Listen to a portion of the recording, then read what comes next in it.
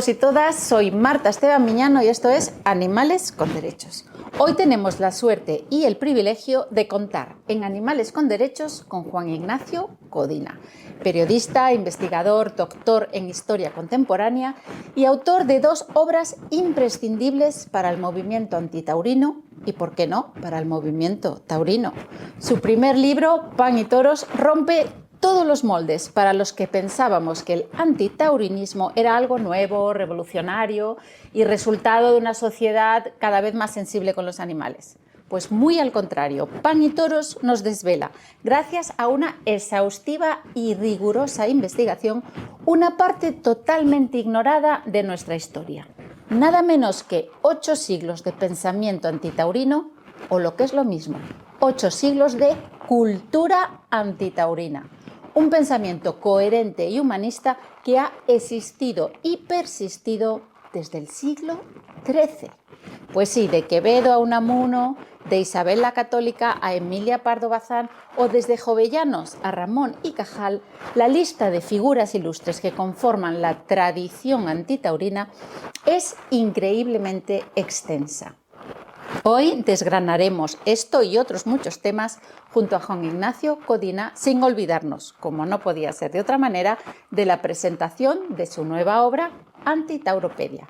Bienvenido, Juan Ignacio, y de verdad muchísimas gracias por estar aquí hoy. La verdad es que solo tengo palabras de agradecimiento, Marta. Es un placer para mí estar en tu programa, en este espacio tan importante para divulgar los derechos de los animales. Y muy feliz de poder hablar de mi trabajo y en especial de mi nuevo libro. Muchísimas gracias. No, gracias a ti, porque creo, como iremos viendo durante todo el programa, que son herramientas imprescindibles para los que trabajamos por los animales y muy especialmente para acabar con la tauromaquia. Tenéis que leer estos libros y vais a entender por qué durante todo este programa. Pero antes me gustaría saber más de la persona de Juan Ignacio Codina, dónde naciste. Y cuéntanos un poquito tu trayectoria hasta que llegaste al animalismo. Bueno, yo soy ferrolano de nacimiento. Hombre, gallego también. Soy gallego, nací en 1971. Jovencito todavía. Sí, y bueno, debido a circunstancias familiares tuve que mudarme a varias ciudades hasta que acabé en Madrid, donde estudié periodismo y donde empecé a desarrollar ya desde los 15, 16, 17 años una sensibilidad hacia el sufrimiento de los más vulnerables de nuestra sociedad, ¿no? Llega un momento en el que te das cuenta de que en la cadena social de vulnerabilidad, en el último eslabón están los animales, ¿de acuerdo?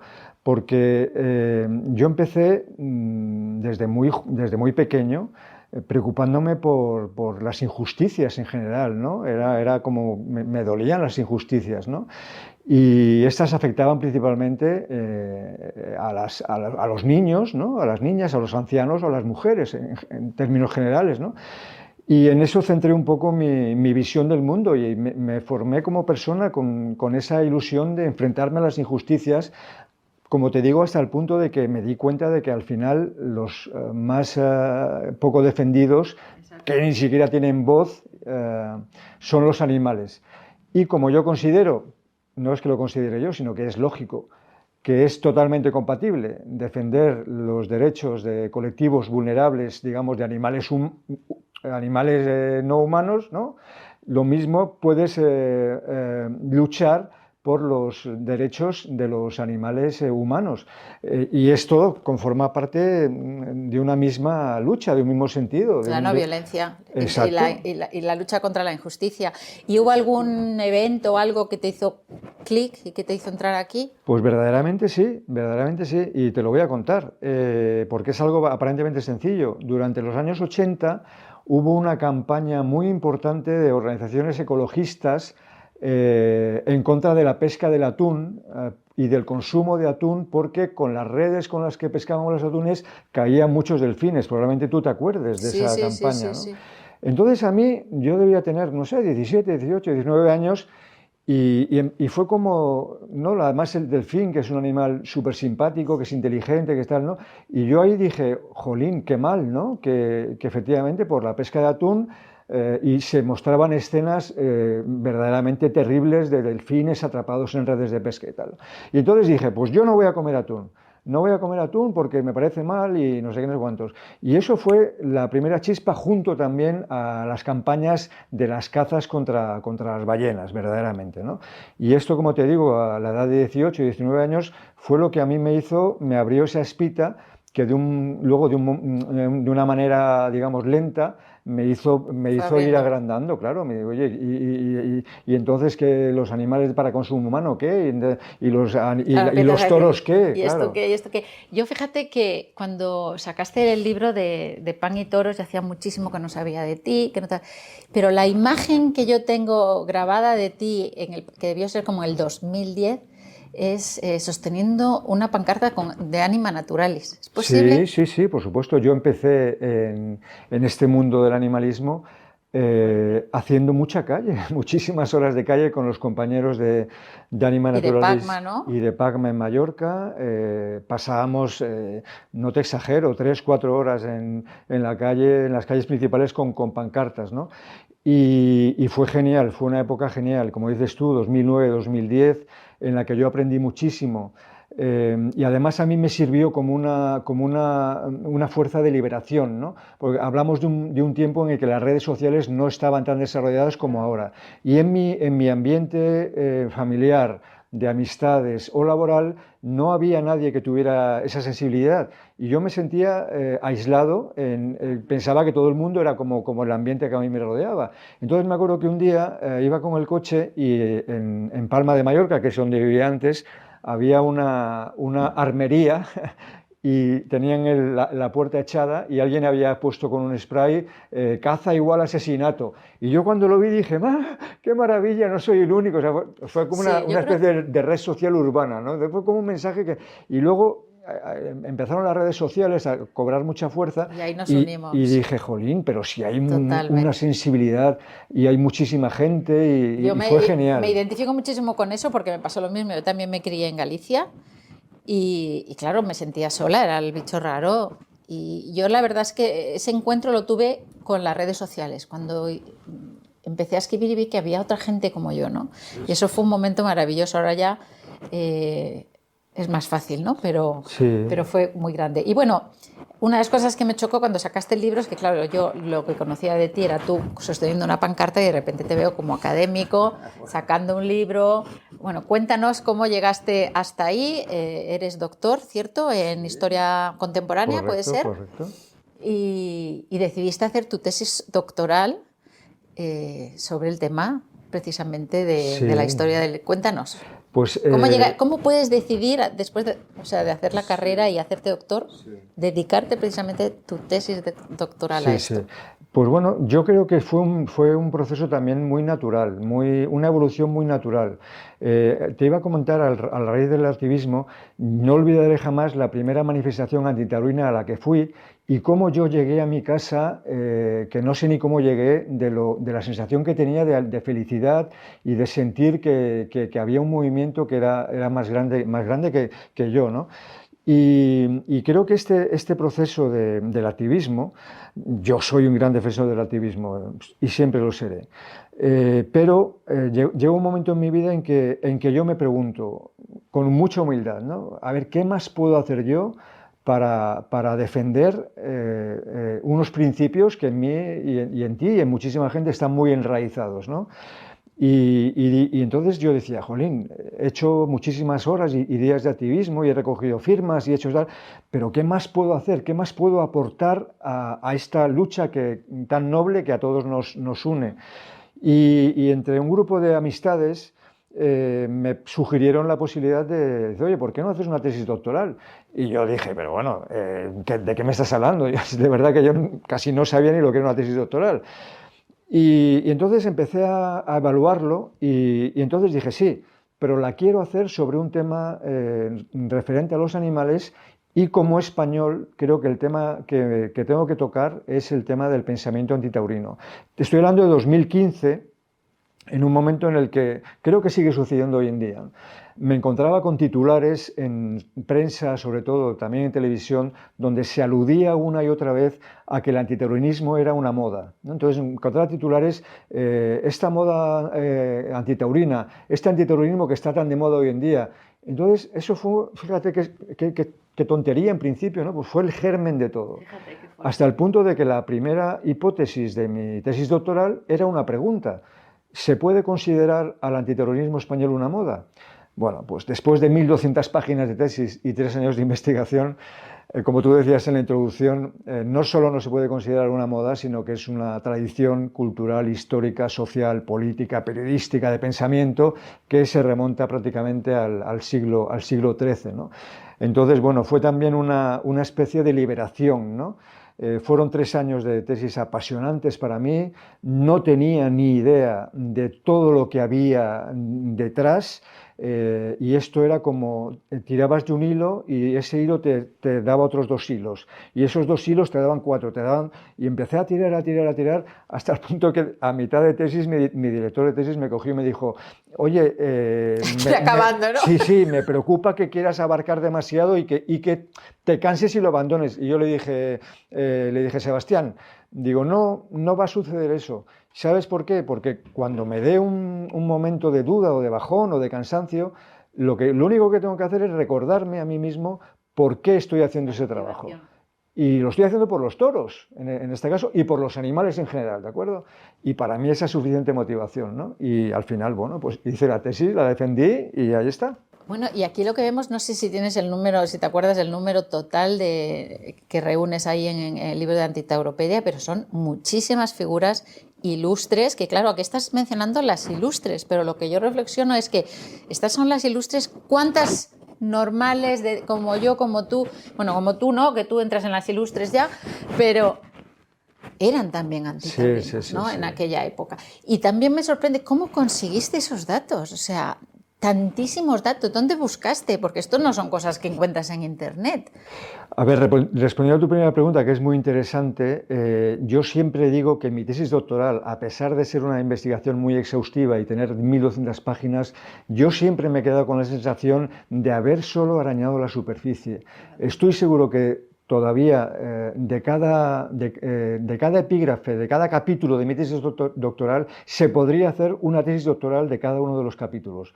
Porque efectivamente una de las virtudes o problemas de mi tesis es que yo abarco mucho tiempo, ¿no? Y eso, claro, te obliga a, como digo, tener la sensación, que también es una sensación un poco irreal, pero bueno, de quedarte en la superficie, y sé que hay mucho más que investigar, ¿no? Pero eso ya lo dejo para otra persona. Bueno, o tú igual te animas, ¿no?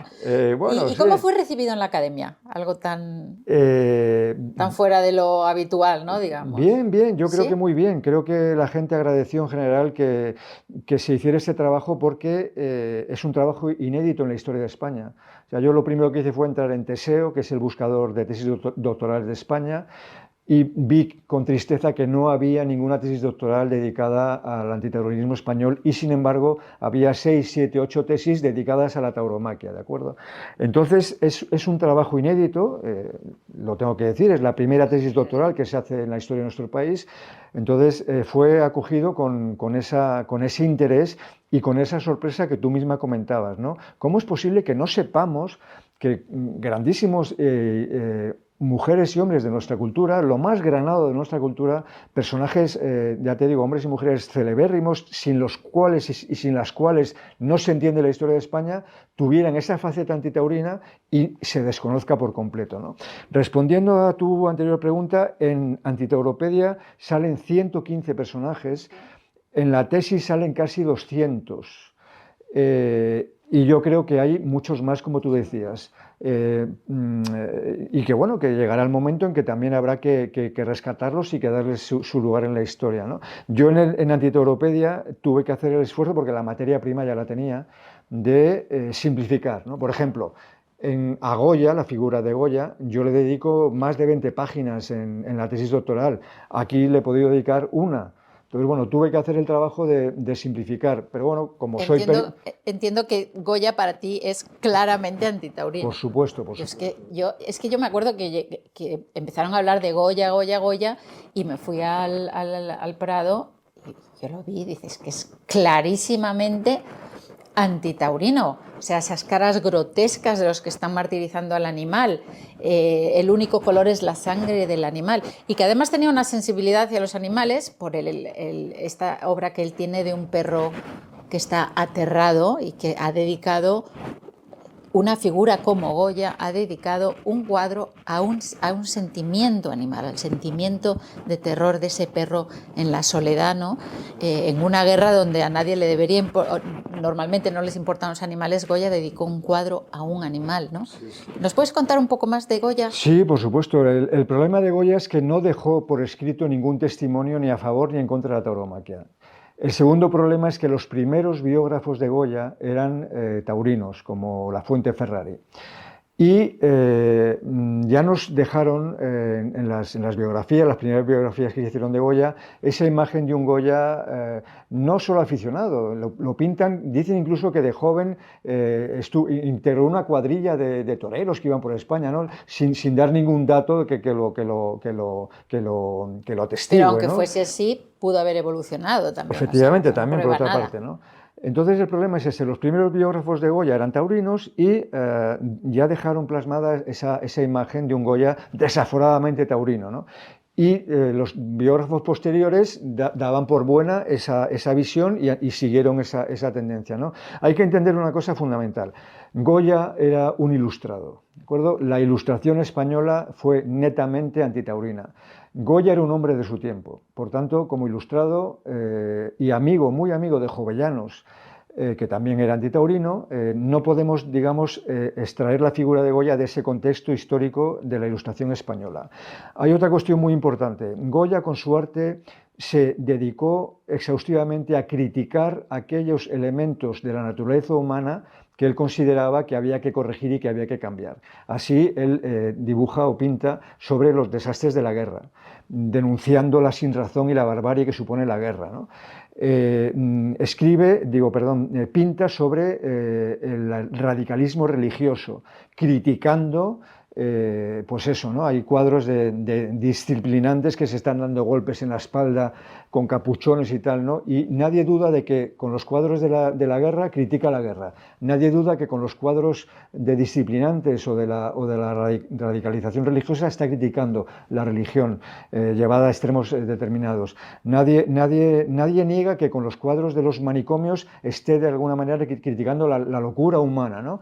¿Por qué en los cuadros de tema taurino todo el mundo coincide en que no, ahí no critica, ahí ensalza? Entonces, no se puede extraer, aislar la obra de tema taurino de Goya del resto de su obra, ¿de acuerdo? Y evidentemente Goya criticó la tauromaquia a través de sus grabados y como tú muy bien decías, es que no hay que ser un experto en arte, simplemente hay que ponerse delante de un grabado de Goya, de su serie de tauromaquia y ver lo que tú decías, cómo dibuja al público, ¿no? Con esos rostros fantasmagóricos, desgarrados, con las bocas abiertas. ¿Y cómo dibuja al toro? Al toro lo dibuja como un ser noble, como un ser siempre con la cabeza erguida, ¿no? Y cuando Goya retrata la barbarie taurina, ¿no? Porque evidentemente la retrata, pues efectivamente lo hace también para criticar esa parte sangrienta de las corridas de toros, ¿no?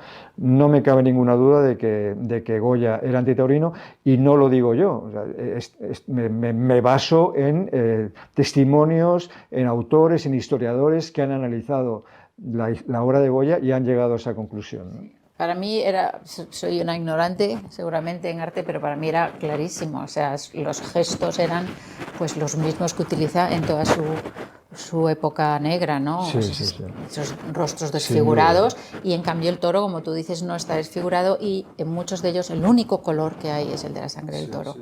Bueno, cuéntanos, cuando hablamos de que el antitaurinismo empieza en el siglo, o que se sepa, en el siglo XIII, ¿por qué el siglo XIII?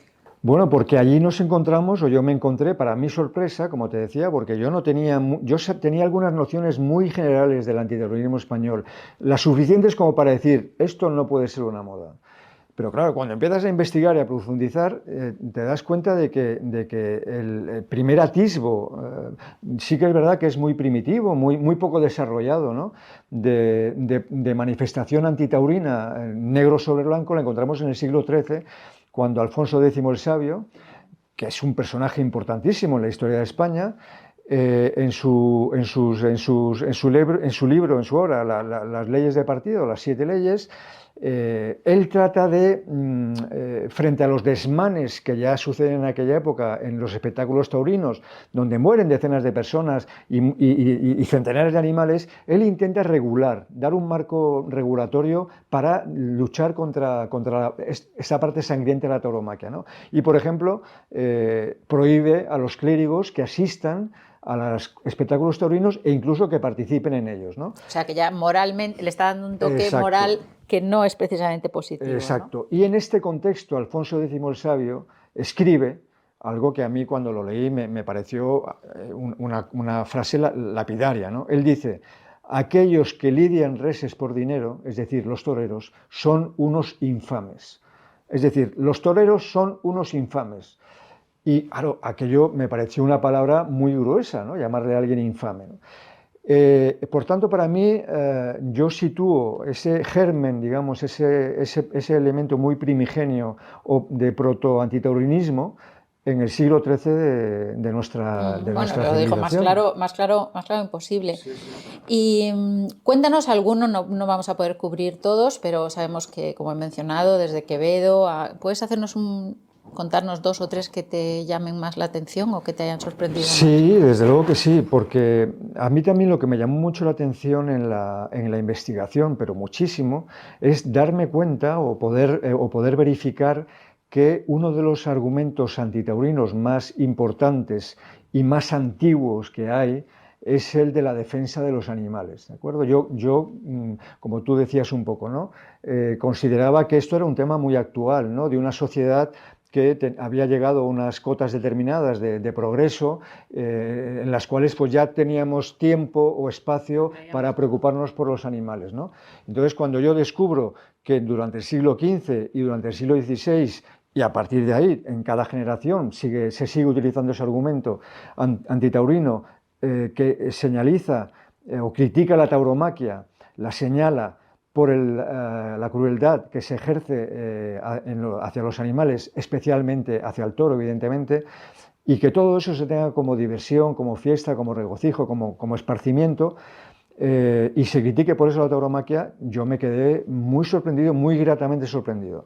Durante el siglo XV, numerosos autores se refieren al toro como el amigo del hombre. El toro no es más que un buey. El toro es un buey. El toro es el buey que ayuda... Sin castrar, entiendo. Sí, ese es el origen del toro, ¿no? Que ayuda a los campesinos y a las campesinas a arar las tierras y que por tanto no se entiende como un animal que sirve a la humanidad para darle alimentación, sea acribillado, sea, digamos, martirizado con tanta saña, ¿no? Y esto sucede en el siglo XV, pero la primera persona que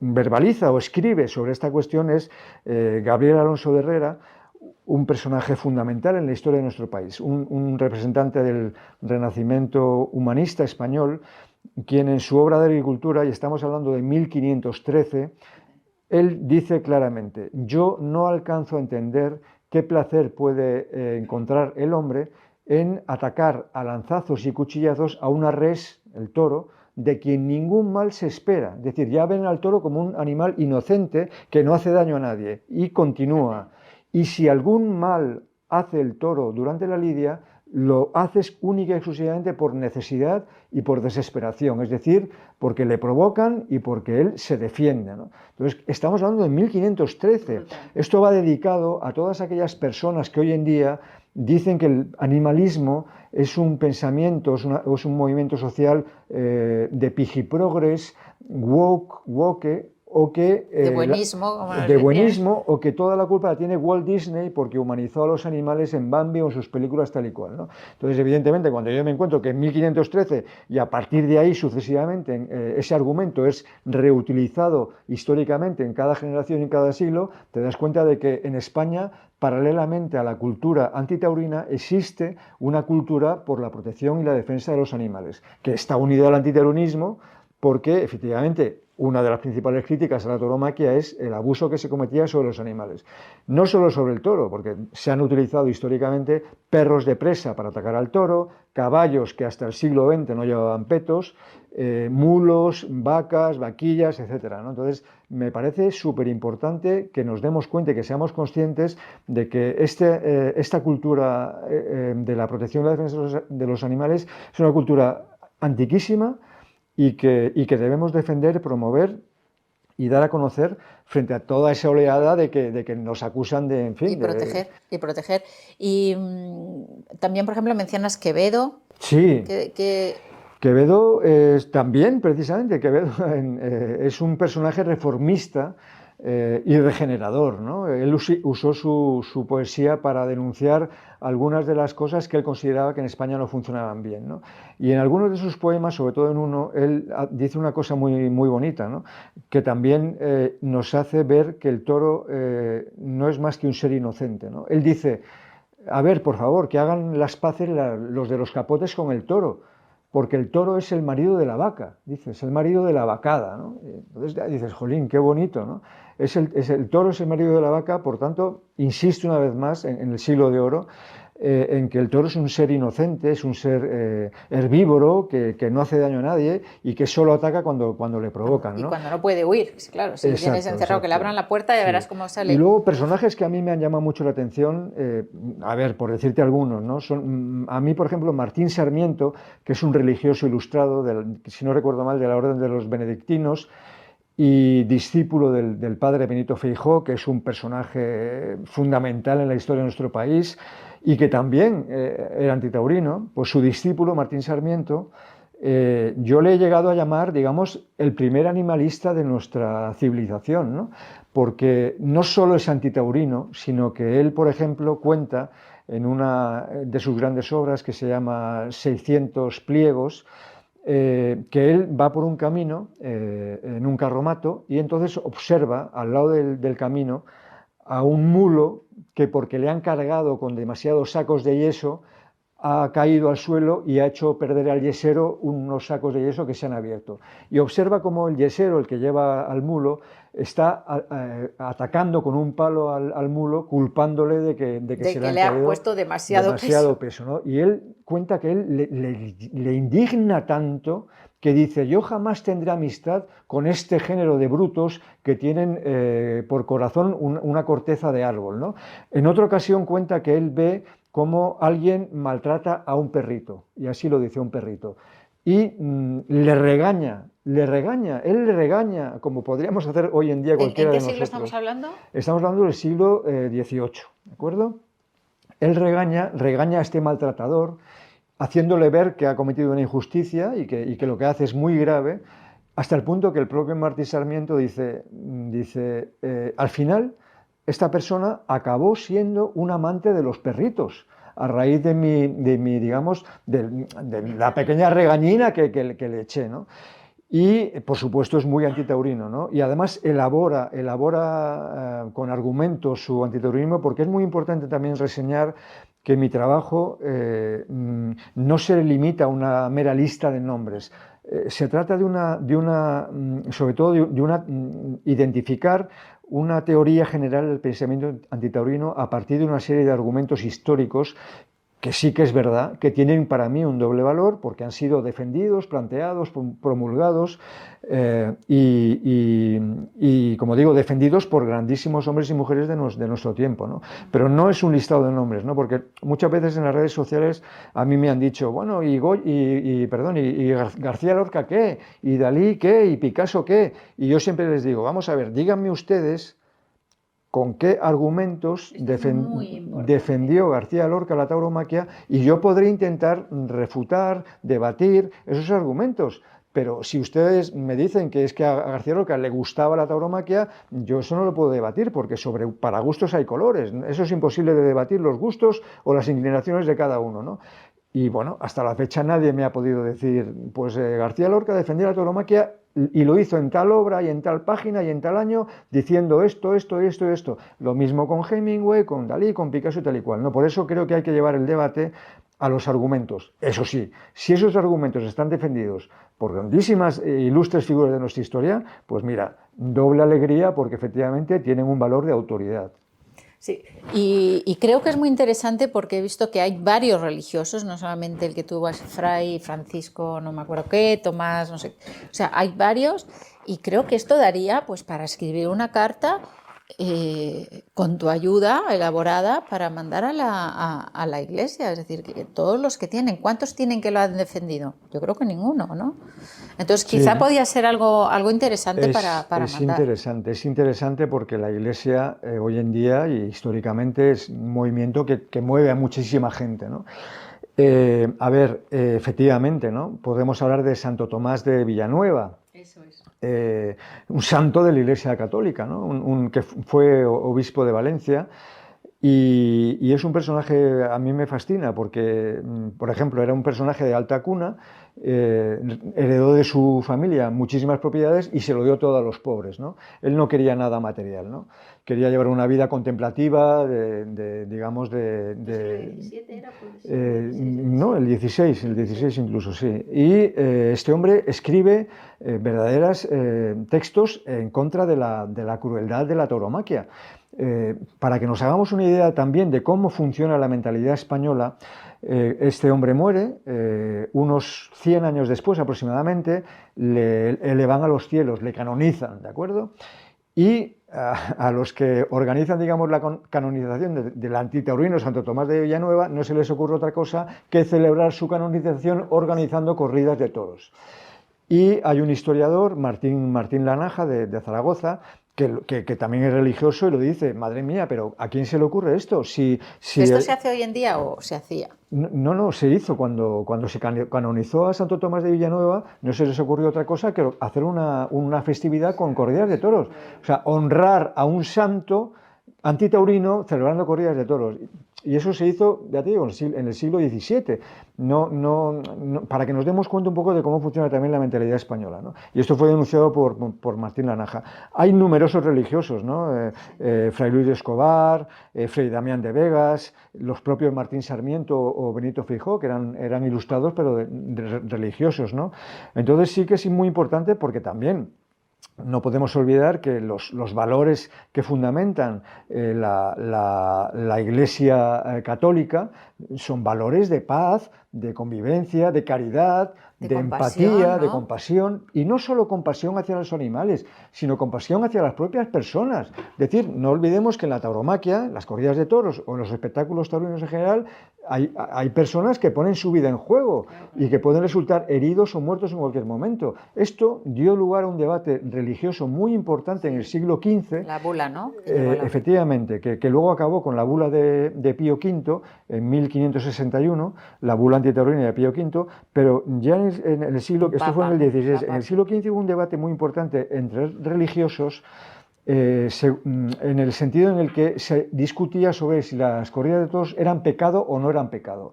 Y entre otras cosas porque el público acudía a ver cómo morían hombres. Y dentro de los que defendían que era pecado, incluso los había que defendían que era un pecado mortal, ¿no? Y que esto no agradaba a Dios y no entendían cómo se podían celebrar corridas de toros, digamos, homenajeando a vírgenes o a santos. Y se sigue haciendo hoy en día. Y no lo entendían, decían, pero ¿cómo se puede honrar a Dios o a santos o a vírgenes con sangre, con la muerte de personas, con la muerte de animales, cuando realmente lo que representa nuestra doctrina es absolutamente lo contrario, ¿no? Es un tema de debate muy importante. Vamos a intentar hacer un trabajo con eso, porque creo que es muy necesario por ese lado. Pero, ¿cómo nació la tauromaquia? Porque creo que hay dos teorías de cómo nació y cómo empezó. Cuéntanos un poquito. Sí, lo más curioso de todo es que no lo saben ni los taurinos. La tauromaquia no es un invento español. La tauromaquia no es un invento español. De hecho, antes de la Ilustración, en toda Europa había espectáculos taurinos y espectáculos crueles con animales, ¿no? Y había corridas de toros. ¿Qué tipo de espectáculos había crueles con animales antes de la Ilustración? En la Edad Media, en toda Europa, un periodo, digamos, protagonizado por la superstición, por el radicalismo religioso, por la superchería, por los espectáculos y las costumbres bárbaras. Había espectáculos, en fin, durísimos, ¿no? De peleas de perros contra toros, en los cuales en una placita, en una plaza, como un anfiteatro, como una plaza de toros, se soltaba un toro y se soltaban a perros de presa. Y el público jaleaba, vitoreaba, consumía bebidas alcohólicas y disfrutaba viendo cómo el toro corneaba a los perros o cómo los perros atacaban al toro. También había peleas de perros contra osos, ¿no? Había hasta peleas de codornices, que dices tú, bueno, que no me imagino cómo debía ser aquello, pero las había. Y entre estos espectáculos crueles había también corridas de toros. Como digo, en el siglo XIV hay documentadas corridas de toros en Italia, en las que, en fin, morían tantas personas y tantos animales que acabaron siendo prohibidas, ¿no? Por tanto, ¿qué sucede? Que la Ilustración es un movimiento cultural, político, de pensamiento, que barre Europa de un extremo al otro y que lo que pretende es refinar las costumbres europeas, es decir, sustituir a esa Europa negra de la Edad Media, sustituir la superstición por pensamiento racional, sustituir la superchería por ciencia, sustituir los espectáculos bárbaros que sacaban lo peor del pueblo por espectáculos, digamos, más constructivos y que elevaran el espíritu del pueblo, ¿no? Que lo culturizaran un poco, ¿no? Y entonces la Ilustración, de una forma lenta y no homogénea, acaba con estos espectáculos bárbaros en toda Europa. ¿Qué sucede en España? Que la Ilustración no penetra. La Ilustración es frenada por los poderes fácticos, por la Iglesia, por la monarquía, por los poderes económicos, por la aristocracia, porque evidentemente identifican la Ilustración... Por el rey Celón, ¿no? Sí, entre otras cosas por Fernando VII, porque identifica... Que era un gran amante de la tauromaquia. Identifican en estas ideas ideas revolucionarias que van a suponer una disminución o un ataque directo a sus privilegios. Entonces, claro, no, aquí que nos dejen tranquilos, que el pueblo siga disfrutando con los toros, que sean unos incultos y unos analfabetos, porque así los podremos someter mejor. Por lo tanto, esto es lo que sucede. Al respecto del origen de la tauromaquia, como digo, es un origen que no es español porque existía en toda Europa, pero hay dos teorías de su origen y ninguna la ubica en España.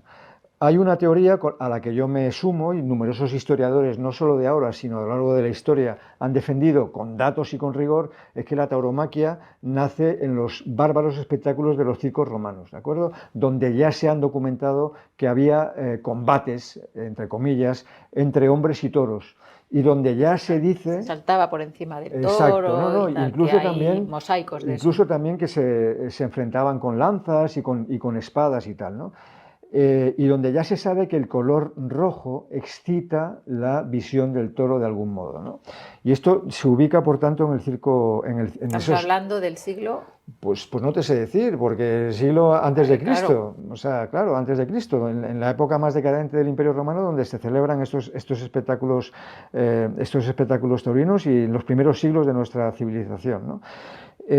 Y como digo, hay muchos datos y referentes que nos ubican el origen de la tauromaquia en estos espectáculos bárbaros. ¿Qué sucede? Que frente a esta teoría que le da un origen súper bárbaro y sangriento y violento a la tauromaquia, los taurinos se sacan de la manga literalmente otra teoría que intenta endulzar un poco el origen de la tauromaquia, atribuyendo su origen a costumbres árabes. Lo árabe era visto como algo, digamos, exótico, elegante y tal y cual. Entonces, claro, frente a la barbarie del circo romano, oponemos esta teoría, que no tiene ningún fundamento, de que era de origen árabe, y por lo menos la tauromaquia quedó un poco salvaguardada de ese origen bárbaro. Hablaban, no sé si es cierto, que empezaron como combatiendo que los árabes, digamos, que manejaban a los toros con unas varas, y que con eso pues empezaron como a jugar más con ese tema, y entonces los cristianos empezaron a competir con ese tema hasta que se llevó a una plaza, o alguna historia así cuentan, ¿no? Sí, sí, verdaderamente esa es la historia. Y en todo caso, lo que íbamos, ninguna de las dos hipótesis, teniendo en cuenta que la del circo romano tiene muchísima más validez que la árabe, ninguna de las dos hipótesis confirma que la tauromaquia sea un invento español, ¿no? Verdaderamente llama mucho la atención que ahora, perdón, se utilice la tauromaquia como una seña de la identidad española, de la identidad nacional, cuando no tiene un origen netamente español. Es más, voy a dar un dato más. La tauromaquia fue prohibida por un gobierno de españoles bajo el reinado de Carlos IV en 1805. Una pragmática sanción prohíbe las corridas de toros y novillos de muerte en todo el reino sin excepciones, 1805. Y esa prohibición entra en vigor. ¿Quién, digamos, abole esa prohibición? Pues un monarca extranjero, que fue José Bonaparte, el hermano de Napoleón, que cuando le hace... pusieron ahí un poco de moneda. Exacto, cuando llega a España, llega a Madrid, pues le deben decir, oye, si te quiere ganar al pueblo español, tú dales toros. Populista, ¿no? Exacto, tú dales toros y que ya verás cómo te los metes en el bolsillo. Y organiza las llamadas corridas josefinas, que además la subvenciona, la entrada prácticamente es gratuita, ¿no? Para meterse a los españoles en el bolsillo. No lo consiguió ni con toros, pero es el que de facto echa por tierra una prohibición. O sea, un monarca extranjero, un monarca extranjero es el que echa por tierra una prohibición de un gobierno español, una prohibición de la tauromaquia de un gobierno español, ¿no? Es un dato muy importante también. Pues sí, la verdad que sí. Joaquín Costa dijo que las corridas de toros son un mal inveterado que nos perjudica más de lo que muchos creen. Me ha llamado mucho la atención. Explícanos por qué crees que dice eso. Bueno, para mí Joaquín Costa es un personaje que de esos que te dicen, si pudieras cenar con alguien o comer con alguien histórico, ¿a quién elegirías? Pues mira, Joaquín Costa. Era político, ¿no? Sí, Joaquín Costa, bueno, era notario, se licenció en Derecho, 2 doctorados y sobre todo era una persona de origen muy humilde, era una persona de origen campesino. ¿Estamos en qué siglo aproxima? Esto ya es siglo XIX. Sí. Fue el creador junto a Ginés de los Ríos y a Blas Infante y a Gumersindo de Azcárate, fue el creador del movimiento regeneracionista, que pretendía una reforma integral de España, y eso pasaba por atacar la tauromaquia, porque la identificaron como uno de los males de la sociedad española, ¿no? Es decir, porque la gente estaba embrutecida con la tauromaquia. Voy a contar una anécdota que a mí me encanta, y es que hubo una exposición universal en París, en 1867, si no recuerdo mal, en fin, en la segunda mitad del siglo XIX, a la que él quiere acudir, porque él era joven, ¿no? Y quería aprender a abrir sus ojos frente al mundo, ¿no? Y consigue acudir, no tenía dinero, consigue acudir como albañil para montar el pabellón español, ¿no? Y entonces él escribe un artículo maravilloso, ¿no? Que se llama el pabellón español, ¿no? Y él dice, él aprovecha su estancia en la Exposición Universal de París para visitar los pabellones de todos los países, ¿no? Y escribe cosas, ¿no? Y queda maravillado. Y respecto al español dice, me duele mucho que lo primero que se vea al entrar al pabellón español sea un toro a tamaño real disecado, toro de verdad disecado, con diferentes banderillas clavadas, con sangre pintada y tal y cual, ¿no? El toro del pabellón español, ¿no? Si tú vas al pabellón de Alemania, verás los últimos inventos de Alemania en tecnología. Si vas al pabellón de Francia, verás cómo su industria, digamos, del hierro, del acero, metalúrgica, demuestra sus avances. Si vas al de Estados Unidos, ves cómo nos ha ido. Y si vas al de España, lo primero que te recibe es ese toro disecado con banderillas clavadas, ¿no? Y él lo denuncia, ¿no? Porque, madre mía, qué imagen estamos dando en una exposición universal, ¿no? Y él es una persona además que tiene una sensibilidad animalista, que él llega a escribir, por ejemplo, que cuando él es pequeño, los niños se dedicaban a hacer crueldades a los animales, ¿no? crueldades de toda índole, contra los pájaros, contra los perros, cuenta que le ataban a los perros en la cola petardos y los chavales se reían, o a los pájaros les clavaban agujas en los ojos y tal, ¿no? Y él dice que ya desde muy pequeño, no puedo soportar esto, no puedo soportar tampoco ver cómo sacrifican a un cordero y cómo se lo comen, ¿no? O sea, es una cosa de una humanidad brutal, ¿no? Y no es de extrañar que este grandísimo personaje fuera también antitaurino, porque además esa sensibilidad le llevaba también a criticar otros comportamientos crueles con animales. Joaquín Costa es un personaje que hay que tener siempre en la mente, siempre. Sí, y yo creo que cuando él dice que nos perjudica más de lo que muchos creen, es precisamente con ese movimiento regenerador con el que él soñaba, es que veía la tauromaquia como un obstáculo para el progreso y para la regeneración social, que curiosamente es algo con lo que estaban de acuerdo, si no me equivoco, los fundadores del Partido Socialista, ¿no? Sí, por supuesto, por supuesto. He de decir que históricamente cada vez que ha habido un movimiento cultural, social, político o incluso artístico que ha promovido, digamos, una europeización de España o ha intentado abrir España a Europa o abrir España al conocimiento o, como tú decías, el progreso de España, a través de la regeneración de las costumbres, a través de la renovación de las costumbres, cada vez que ha habido uno de estos movimientos, la tauromaquia ha sido señalada no como la única causa, evidentemente, pero sí como una de las causas, como uno de los lastres que históricamente han impedido que España se desarrolle al nivel que lo han hecho otros países de nuestro entorno europeo, ¿no? Esto sucede con el humanismo, en renacentista, como decía, sucede en el Siglo de Oro con Quevedo, sucede en la Ilustración, sucede con el regeneracionismo, también con el costumbrismo, sucede con la generación del 98 y sucede también un poco con la Segunda República, ¿no? Y esto nos lleva a hablar del movimiento obrero y del Partido Socialista Obrero Español. El Partido Socialista Obrero Español rápidamente identifica la tauromaquia como un enemigo del elemento obrero, un enemigo del pueblo. El Partido Socialista Obrero Español, en sus orígenes, y digo en sus orígenes porque hoy en día, tristemente, ha cambiado bastante digamos, frente a sus orígenes, lo que yo llamo una traición a sus orígenes. El Partido Socialista Obrero Español, desde sus orígenes, criticó la tauromaquia por dos motivos.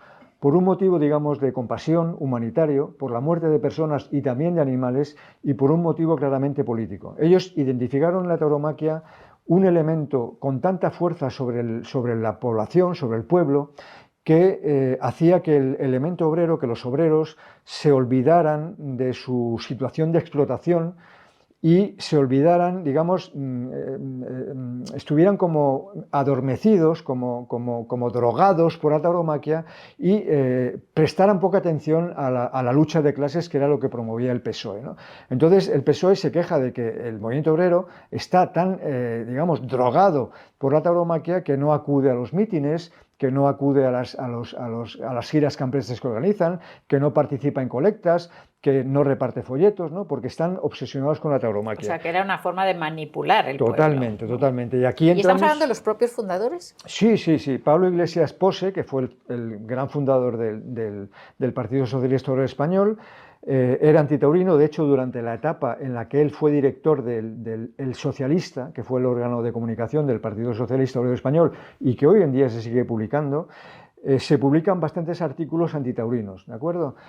Hay uno de ellos que a mí me hizo bastante ilusión leerlo, y es que dice, desde el socialista, es como un editorial, ¿no? Desde el socialista podríamos tener más ingresos económicos y más suscriptores de los que tenemos, pero eso pasaría por incluir páginas dedicadas a la tauromaquia, a hablar de toros, y nosotros no lo vamos a hacer, porque antes que el dinero o que los suscriptores están nuestros principios, y nuestros principios son antitaurinos. Os habéis olvidado, socialistas, de esto, ¿eh? Sí, sí. Convendría enterarse.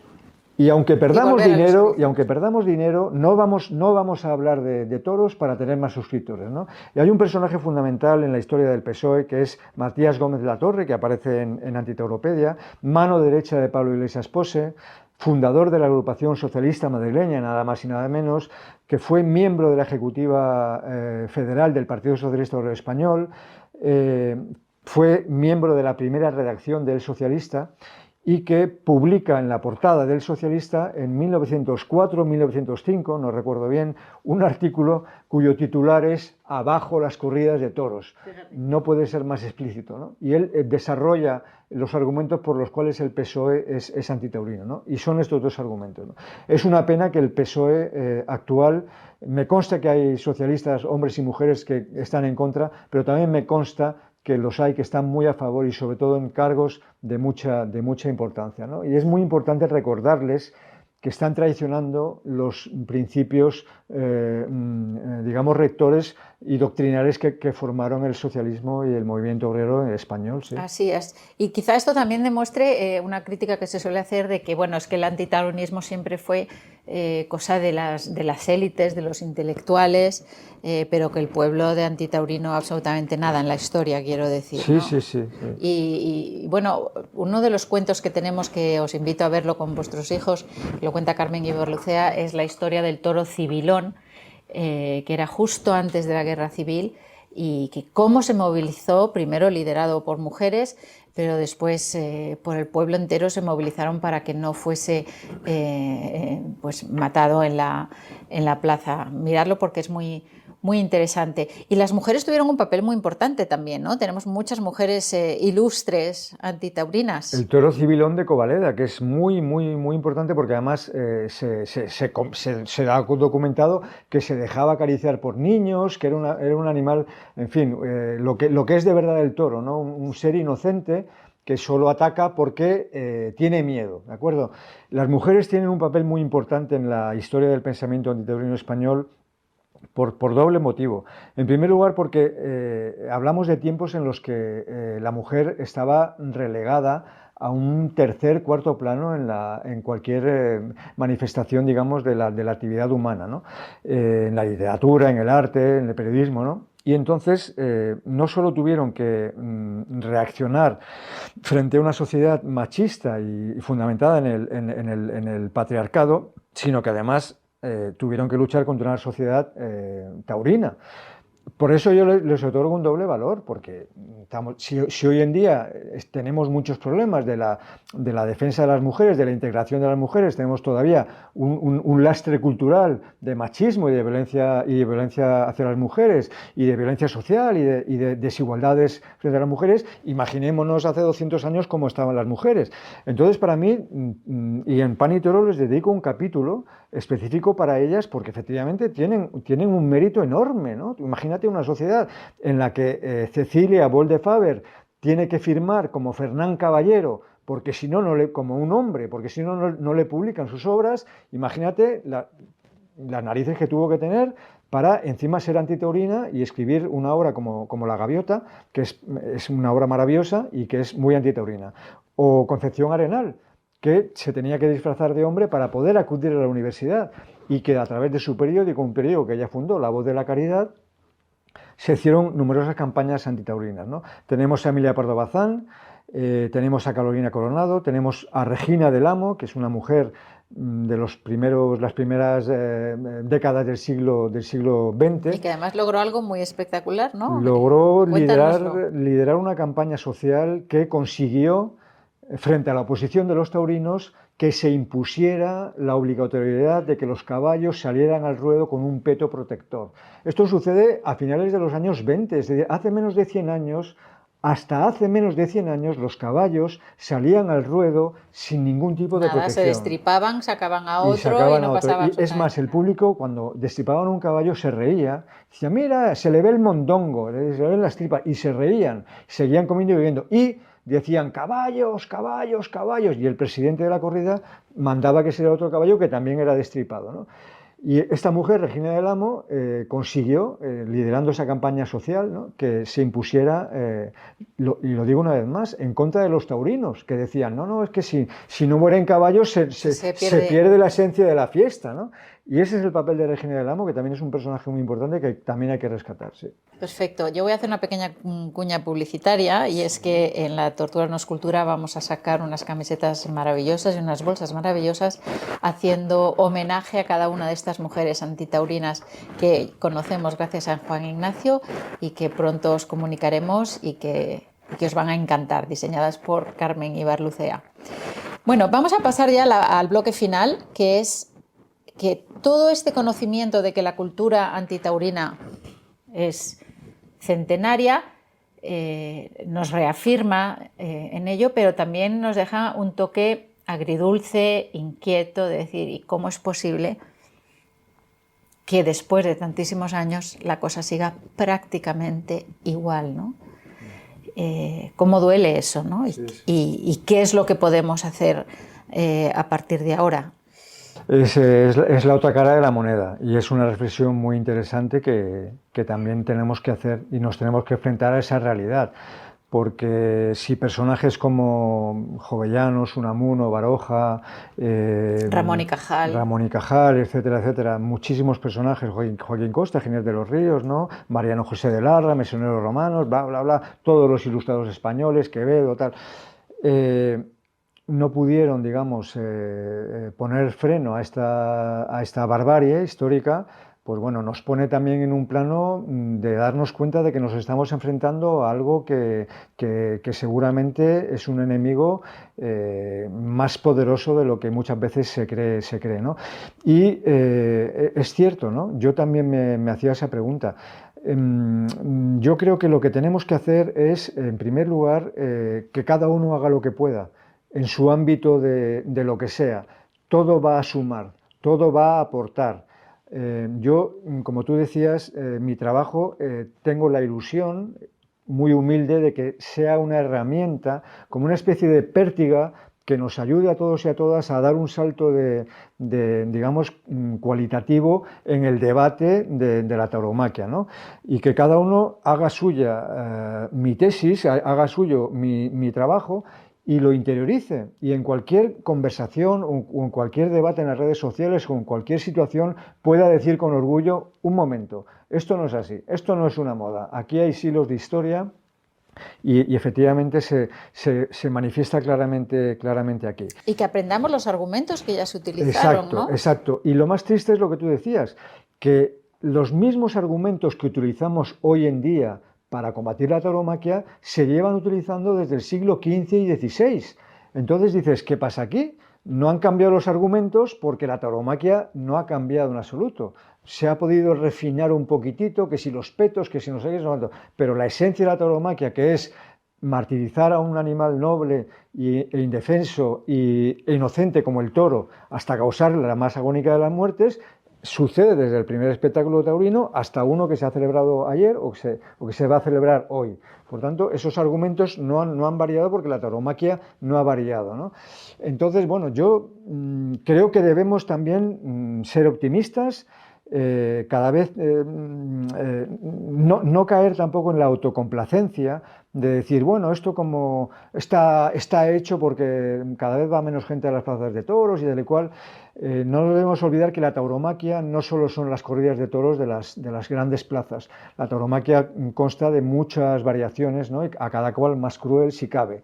Espectáculos taurinos populares, muchas veces sufragados por los propios municipios, espectáculos taurinos, como digo, bueno, pues como sucede en los toros a la mar, los que todos sabemos, sí, ¿no? Los engolados, tal. A ver, yo creo que ahora hay un atisbo de esperanza, y es que precisamente en la ponencia que hiciste en la Asamblea de Madrid estabas rebatiendo a la de Vox, ¿no? Que decía, no, es que la cultura no la tienen que imponer los gobiernos, cultura tiene que ser libertad.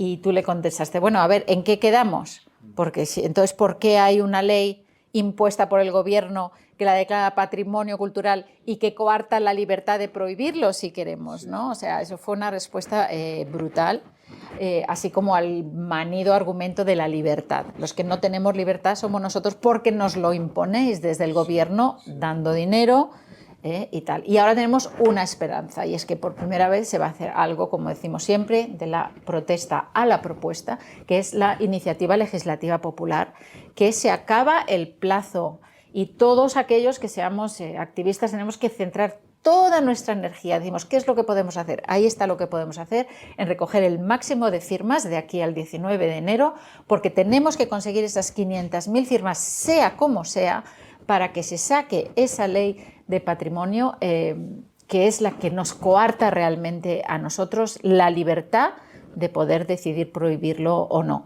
Pero háblanos también de cómo contestaste tú a esa interpelación que decía libertad. Sí, llama mucho la atención que la palabra libertad se utilice tan gratuitamente, ¿no? A mí me parece una palabra muy grave y por lo que significa y por lo que representa como para que se utilice con tanta gratuidad, ¿no? Y con tanta, digamos, falta de respeto y con tanta alegría, ¿no? Sí, evidentemente, ¿no? Yo lo que les comenté, y esto es una propuesta que ya había hecho el profesor Jesús Mosterín en un libro que recomiendo su lectura, que es A favor de los toros, un libro que a mí también me sirvió para afrontar este trabajo porque fue el que me abrió también me dio muchas pistas, ¿no? Y él dice, bueno, ¿qué pasa? ¿Que ahora somos todos anarquistas? ¿Libertad para todo? Incluso los conservadores o los ultraconservadores, que son los que más defienden la ley y el orden y tal, ¿no? Y bueno, y sus razones tendrán, pero resulta que ahora no, somos libertarios todos, ¿no? Y es un poco lo que yo le vine a decir, la libertad es un concepto o es una palabra muy grave que además va acompañada de una cosa sin el cual la libertad no vale para nada, que es la responsabilidad, ¿de acuerdo? O sea, la libertad sin responsabilidad es como conducir un coche de alta gama y no tienes frenos, ¿de acuerdo? No te vale para nada, porque te vas a acabar estrellando. La libertad tiene que ir acompañada de responsabilidad. Y en mi opinión, y en la opinión de muchísima gente, porque es algo lógico, mi libertad digamos que es como una célula, un círculo que tengo yo delante y que acaba cuando colisiona con tu libertad o cuando colisiona con causarte a ti algún daño o causarle a un tercero un daño, sea un animal humano o un animal no humano. Es decir, ¿por qué nos amparamos en la libertad para atacar a los toros y convertirlo todo en una fiesta, ¿no? O sea, además es que ese tipo de argumentación, entre comillas, porque no es una argumentación, ¿no? Tiene un fallo fundamental. Y es que, como decía el profesor Jesús Mosterín, a este tipo de proposiciones, digamos, se les tiene que aplicar un principio de independencia, ¿no? ¿Qué quiere decir? Que si tú defiendes algo con una proposición más o menos lógica, esa defensa tendrá valor en tanto en cuanto tú esa misma proposición la puedas aplicar a cualquier situación de la humanidad, de lo que sucede, a cualquier y tenga el mismo valor. Es decir, no valga solo para unas cosas sí y para otras no. Entonces, eso no vale para nada. Y eso se basa fundamentalmente en la extraña excepción, porque incluso en las comparecencias, tanto la del PP como la de Vox decían, si nosotros estamos en contra del maltrato animal, ¿cómo no? Si estamos a favor de proteger a los animales. Pero no se cumplía ese principio porque sí puedo torturar a un toro, entonces puedes torturar a un perro. Es que ya nos vamos a ir a humanos. ¿Puedes torturar a un perro? ¿Puedes torturar a un gato? ¿En una plaza como entretenimiento? No. Entonces no se aplica. Y yo, para mí, creo que la libertad, cuando provoca víctimas, no es libertad, es libertinaje. Y está provocando víctimas humanas y no humanas, pero sobre todo no humanas, más de 20.000 animales cada año. Entonces, pero bueno, me pareció brillante, de verdad, sí, como lo explicaste. La idea es esa, ¿no? Ellos dicen, la libertad es un valor muy importante de la humanidad. La tauromaquia es libertad, por tanto hay que proteger la tauromaquia. Entonces yo lo que digo es eso, ¿no? Entonces, digamos, la libertad, vamos a aplicarlo a otros escenarios, ¿no? Para que veamos la ilógica y la falsedad de esa proposición, ¿no? La libertad es un valor fundamental de la humanidad. Yo soy libre, yo ahora mismo salgo a la calle y empujo a alguien o conduzco borracho o hago cualquier barbaridad y me amparo en la libertad, ¿de acuerdo?, para defenderme, ¿no? Entonces, cuando me van a juzgar, ¿usted por qué ha hecho esta cosa? Bueno, yo soy libre y vivimos en una sociedad de libertad. Ah, vale, de acuerdo, no se preocupe. Y a mí me decían, hombre, es que usted está comparando delitos recogidos en el Código Penal con la tauromaquia. Bueno, vamos a recoger cosas que son legales en otros países de Europa. Por ejemplo, la explotación sexual de mujeres, que es legal en países de nuestro entorno europeo. Bueno, la tauromaquia será legal aquí, pero es ilegal en otros países. Entonces, claro, como el proxenetismo, como la explotación sexual de las mujeres, que es algo terrible, es legal y somos libres y cada uno que haga lo que quiera y si no te gusta no vayas y si no te gusta no sé qué, entonces ¿valdría eso también ese argumento para defender la explotación sexual de las mujeres? Pues no vale. Entonces ese argumento o esa proposición no tiene valor porque no pasa el filtro de esa prueba de independencia, ¿no? Sin embargo, si nosotros miramos, perdona que te interrumpa, lo que nosotros decimos que es libertad, pero libertad para poder elegir si queremos toros o no. Es decir, nosotros estamos pidiendo en la ILP que se saque de la ley de patrimonio para que si una comunidad autónoma como Baleares decide regularlo o como Cataluña decide prohibirlo, tenga esa libertad. Ahí sí se cumple ese principio, porque tú dices, bueno, y entonces yo pido libertad para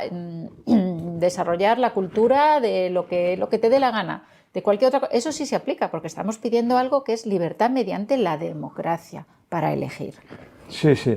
Y luego, por ejemplo, esta misma cuestión se puede aplicar a cualquier tipo de argumentación que desde el mundo tauromáquico se nos presenta. Por ejemplo, el argumento mercantilista, es decir, no es que genera puestos de trabajo o da de comer a mucha gente, o incluso, como decía la diputada de la Asamblea de Madrid de Vox, es un reclamo turístico. Llegó a decir que millones de turistas visitan España solo por la tauromaquia. Y claro, yo me quedé un poco, no me dio tiempo a responderle, pero a ver, ¿qué datos maneja usted? ¿Dónde están esos millones de turistas? ¿No? Salen llorando los que sí, van. eso para empezar, pero millones de turistas. Y yo me dieron a decirle, no, se ha quedado usted corta. Trillones de turistas vienen a España para ver la tauromaquia, ¿no? Entonces, ese argumento mercantilista, materialista o económico, es lo mismo, ¿no?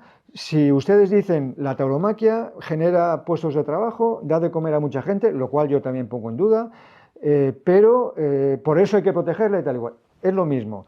El narcotráfico da muchos puestos de trabajo. Vamos a trabajarlo. Pero bueno, te dirán, no es que el narcotráfico es ilegal. Volvemos al ejemplo de la explotación sexual de las mujeres, que es legal en países de Europa. E incluso el consumo de drogas o la venta de drogas es legal.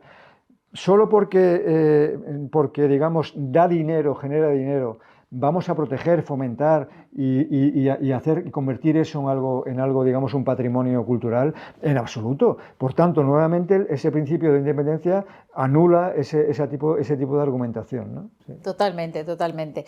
Bueno, estaríamos horas aquí tú y yo hablando, pero tenemos que cerrar el programa ya y no quisiera cerrarlo sin que tú digas a tu cámara, a la audiencia, lo que a ti te apetezca contarles en general, pero también, por supuesto, acerca de estas obras, lo que tú quieras. Esa es tu cámara y esa es tu audiencia. Pues nada, lo primero que quiero hacer es agradecer a Marta y a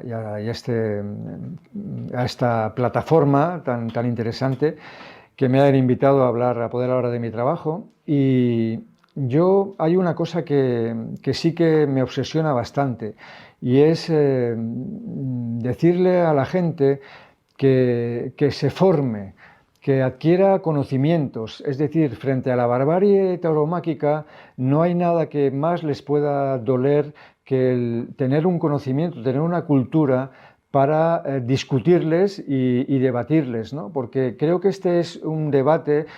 Tristemente no deberíamos estar debatiendo sobre esto, ¿no? Porque es terrible tener que debatir sobre tauromaquia sí, tauromaquia no, ¿no? Cuando sabemos que es una barbarie y es una cosa que debemos acabar con ella, ¿no? Pero mientras no consigamos alcanzar ese punto en el cual seamos capaces de acabar con la tauromaquia, es muy importante llevar esta discusión al mundo de los argumentos, al mundo del pensamiento racional, porque la defensa de la tauromaquia muchas veces se sostiene también, aparte de estos falsos argumentos, estas falacias que hemos comentado Marta y yo en estos últimos minutos, se sostienen elementos, digamos, que forman parte de algo inmaterial, como pueden ser las emociones, ¿no? Las emociones, digamos, son algo que no se pueden discutir, porque cada uno tendrá las suyas. Hay que llevar, en mi opinión, este asunto al plano de los argumentos, y por eso mi trabajo pretende ser una herramienta, como decía antes, ¿no? Una humilde y modesta herramienta que sea un escalón más en la escalera que tenemos que subir y que nos ha de llevar a conseguir la abolición de la tauromaquia. Considero que es muy importante que cada uno y que cada una haga lo que pueda en su ámbito y en lo que pueda, porque todo granito, por pequeño que sea, suma. Y eso es todo. Simplemente animaros a todas y a todas a que enarboléis el antiterrorismo español y la cultura histórica de la protección y defensa de los animales española, que lo enarboléis como si fuera una bandera de la que os tenéis que sentir orgullosos y orgullosas, y que se acabó aquello de estos antitaurinos o antitaurinas que son unos perrigatistas y que son unos hippies que son unos pelagatos y tal. Se acabó. Estáis representando a una histórica cultura que, como decía Marta, está a su vez representada por grandísimos hombres y mujeres de nuestra historia. Por tanto, no os dejéis amedrentar. El antitaurinismo es más español que la propia tauromaquia. Por tanto, os animo a que sigáis adelante, a que cada uno aporte lo que pueda, y no me cabe ninguna duda de que tarde o temprano veremos cómo la tauromaquia se derrumba, porque torres más grandes han caído. Así que adelante, nuestro objetivo es acabar con la tauromaquia en particular y con la crueldad hacia los animales en general, y vamos a conseguirlo tarde o temprano. Muy bien, pues muchísimas gracias, de A verdad, ti, Marta. muchísimas gracias. A ti. Pues bueno, pues hoy, gracias a Juan Ignacio, sabemos que la cultura antitaurina no solo existe, sino que ha sido defendida por algunas de las mentes más brillantes de nuestra historia. Como antitaurinos, ahora tenemos la responsabilidad de mirar atrás, de conocer y aprender de quienes en cada época alzaron su voz contra la tauromaquia. Y también de exigir que esta cultura antitaurina, basada en la empatía y en la no violencia, sea reconocida y protegida como cualquier otra forma de cultura. Pan y Toros y Antitauropedia no son solo historia, son herramientas con argumentos sólidos para quienes queremos ser mejores activistas. Son un recordatorio de que nuestro papel en la defensa de los animales es parte de una larga tradición de respeto y compromiso por una sociedad más justa. Gracias por acompañarnos. Esto es Animales con Derechos, uniendo causas, conectando derechos. Nos vemos pronto.